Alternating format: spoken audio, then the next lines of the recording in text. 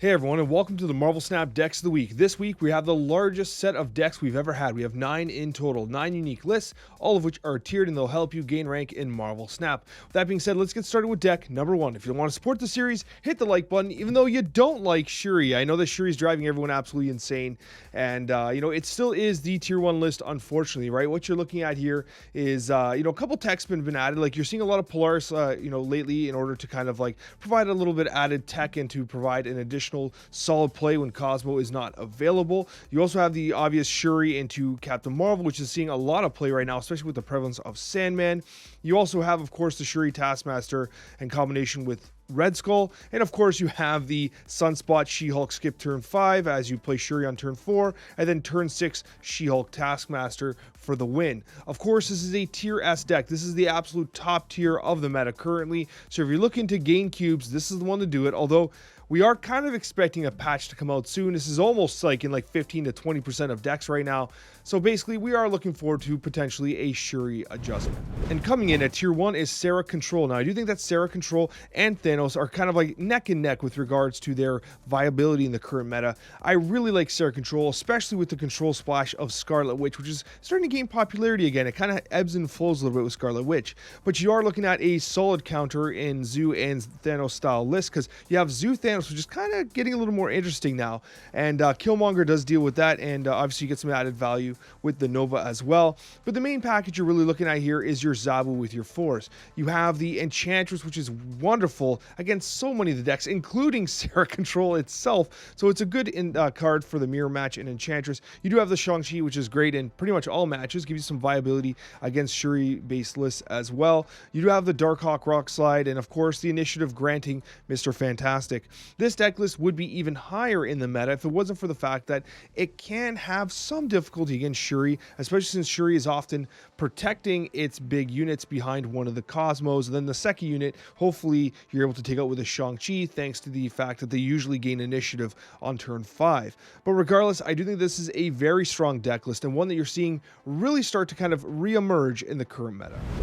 As I alluded to with the Sera Control list, I do think that Thanos is still in a very good spot. It does come down from the absolute S tier category, which is being left alone to Shuri now, but Thanos' adjustments to specifically Quinjet and its stones has greatly impacted the deck, but still makes it viable. And I think that's important, right? This is the tried and true list. There is a variation of Zoo that's kind of being worked on right now. It's not as good, and the win rate isn't as solid as this one here, so maybe we'll see it in the next few weeks as it gets ironed out. But right now, essentially, this is kind of the go-to list. The tech of including armor is fantastic because it protects your big units, especially those that get pulled out of something like a Lockjaw, and of course your Devil Dinosaur is going to be nice and big. There's lots of big units here that you're going to want to protect with that armor, so armor is a very good card, especially as a replacement to Quinjet. Other than that, honestly, you're still running Leech. Leech still, is a very high impact card. It's not as prevalent thanks to the nerf to Lockjaw and the stones, but ultimately Thanos still remains a very viable deck, and some new archetypes and versions of Thanos are starting to emerge, and we'll keep an eye on those in the next coming weeks.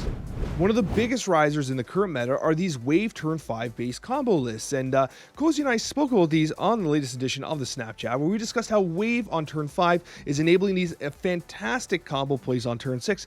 In this deck, the Doomwave deck at tier 2 does exactly that, and this deck is low-key extremely versatile in ways that aren't inherently obvious. Now, the first thing is, the first half of the game, the first 4 turns or so, you're working solely off initiative. You have Sunspot, Iceman, Scorpion, Lizard, Mr. Fantastic. These are all like amazing initiative granting cards.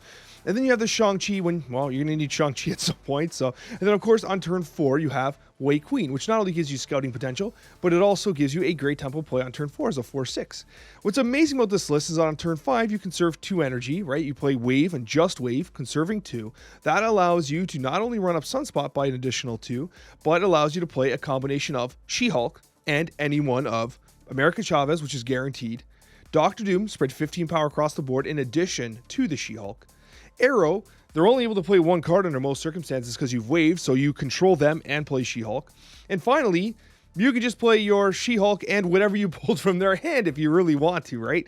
So this deck is extremely flexible and a great example of why Wave on turn 5 remains an excellent combo piece in the current meta.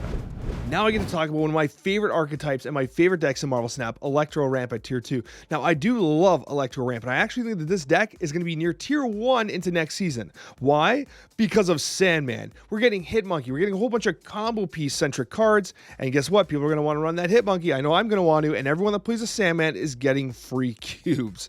Okay, Sandman's going to completely shatter that. Leech is still incredibly problematic for most combos and most decks. So basically what you're looking at here is a deck that just does everything right.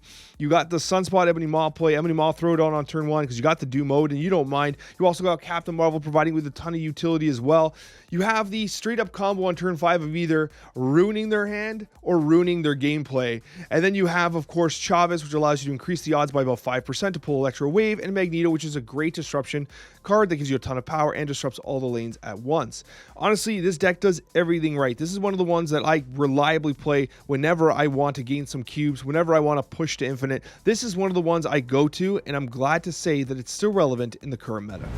Damn, I know this is going to annoy a ton of people, and I'm sorry, don't shoot the messenger, but Galactus has dropped from tier 2 to tier 3 this week because people are kind of getting wiser to the fact that Galactus is more relevant in the current meta thanks to the nerf to Arrow, but Arrow still is like a good counter to Galactus because usually Galactus people try to sneak it out with that wave and then you arrow it, so it's still pretty good. And plus, if they play Electro, they're only playing one card anyways, so Arrow's still good. But the problem with Arrow is that it's not like in everyone's deck. It's not in like 80% of the deck list anymore because of the nerf. Therefore, Galactus has some more space to reign, and so the result is that Galactus is a higher percentage play now, although still heavily choreographed. So this is the ideal deck list here. Yes, it's expensive. You have Kang, you have Null, you have Galactus, you have Death. It is extremely expensive. I understand that. But at the same time, this is kind of the ideal Galactus play, especially those people that are like just picking up Galactus and like are trying to like get started with it. Yes, again, it has a lot of core cards that are very expensive, but ultimately you want every advantage you can get with Galactus because like, do they have that arrow? You can check with Kang. Do they have Negasonic on turn 6? You can check with Kang, right? Did you kind of destroy everything on turn 5 after playing your turn 4, Doc Ock, and now you have a Null that's worth like 45? That's fantastic, right? Everything works really well together, and the expensive pieces do really ultimately increase the win rate of the deck. But ultimately, I know what you're thinking. You want Galactus to disappear, and unfortunately, I don't think it's going to, but it has dropped ever so slightly thanks to you guys being much more aware of the Galactus-style gameplay and countering it when possible. I gotta be honest with you guys, I absolutely love Discard Combo. I took it to near infinite this past season, and I think people are sleeping on Discard, honestly. Now, I do think that it is tier 3.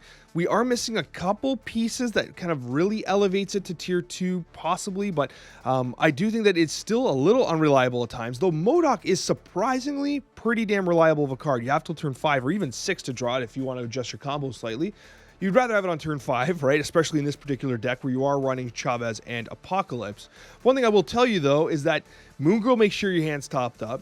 MODOK discards everything, allowing a very clean Apocalypse and Chavez combination with Dracula on turn 6. You have the incredible amount of generation on Collector with Swarm and Moon Girl. Morbius is going to get absolutely huge. One thing I did cut from this list was Mystique. I felt like Mystique, obviously you really want Sunspot and then turn 2 Morbius, turn 3 Mystique.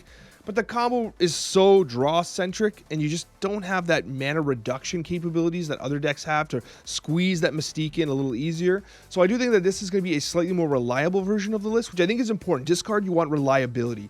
And I think we're probably 1 or 2 discard cards away from this potentially being a tier 2 deck.